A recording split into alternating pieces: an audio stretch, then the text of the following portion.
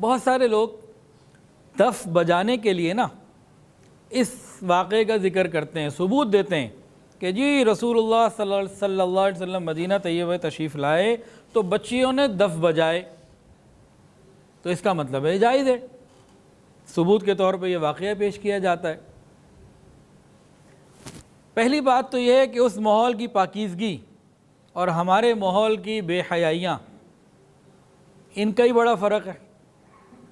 اور سادہ بات سمجھ لیجئے، دیکھیے جو لوگ اس واقعے سے دف کی اجازت دیتے ہیں اور کہتے ہیں شادیوں میں خوشیوں کے موقع پہ بچیوں کو دف دے دینا چاہیے، اور یہاں سے وہ دلیل دیتے ہیں، تو ان کو یہ بھی سوچ لینا چاہیے دلیل دیتے کے وقت کہ ابھی رسول اللہ صلی اللہ علیہ وسلم پہلی مرتبہ مدینہ تشریف لا رہے ہیں اور اہل مدینہ نبی علیہ السلام کے مزاج سے، شریعت کے مزاج سے پوری طرح واقف نہیں ہیں، ایک بات۔ دوسری بات، نبی علیہ السلام آج کہاں سے تشریف لا رہے ہیں؟ مکہ سے نکل کے آئے چھپ کے، اور یہ طلع البدر علینا دف کے ساتھ گایا جا رہا، پڑھا جا رہا، صحیح بات ہے۔ لیکن جب نبی علیہ السلام فاتح مکہ بن کر واپس مدینہ آ رہے ہیں تو وہ کم خوشی کا موقع ہے، اس وقت ایسا نہیں ہوا۔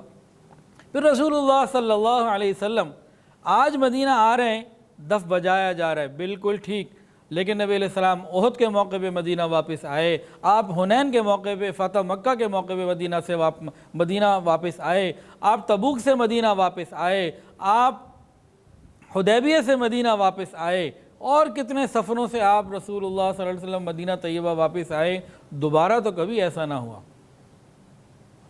ایک مرتبہ کس موقع پہ ہوا؟ جس موقع پہ مزاج شریعت اہل مدینہ کو پوری طرح علم نہیں۔